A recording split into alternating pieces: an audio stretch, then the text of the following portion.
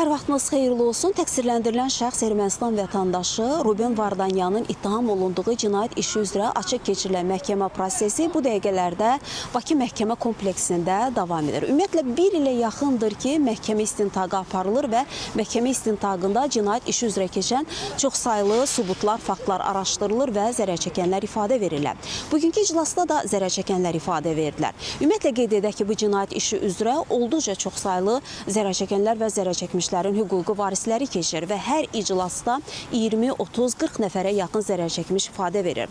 İfadə verən zərərçəkmişlər Ermənistan Azərbaycana qarşı həyata keçirdiyi, məqsədli şəkildə həyata keçirdiyi mina terrorundan danışdılar və qeyd etdilər ki, ümumiyyətlə olduqları ərazidə, hadisənin baş verdiyi ərazidə düşmən minaları şahmat formasında bastırmışdı və demək olar ki, hər istiqamətə doğru hərəkət etdikdə minalarla qarşılaşırdılar. Partlayışlar nəticəsində vətəndaşlarımız həlak olublar, yaralanıblar. Və ifadələrdə də qeyd olunur ki, aşkarlanan minaların böyük əksəriyyəti Ermənistan istehsalı olan minalardır. Və ifadələrdə də həmçinin o da vurğulanır ki, aşkarlanan minaları tank və piyada əleyhinə minalardır.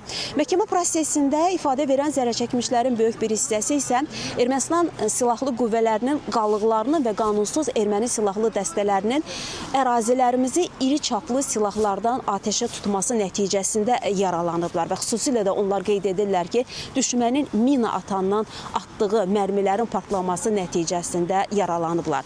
Onların yanında olan insanları isə bəziləri həyatlarını itirib, bəziləri isə müxtəlif xəsarətlər alıblar. Məhkəmə prosesində zərərçəkmişlər ifadə versələr də Ruben Vardanyan hələ ki məhkəmədə ifadə verməkdən susur, imtina edir. Hətta dövlət ittihamçılarının suallarını cavablandırmaqdan da imtina etmişdi, amma özü son vaxtlar bəzi zərərçəkmişlərə suallar ünvanlayır. Açıq keçən məhkəmə iclası ilə bağlı biz xəbərlərin növbəti buraxılışında daha geniş məlumatları tamaşaçıların diqqətinə çatdırmağa çalışacağıq. Hələlik isə bu saata Bakı məhkəmə kompleksinə çatdıracaqlarımız bu qədər deyərək sözü yenidən mərkəzə, studiya ötürürük.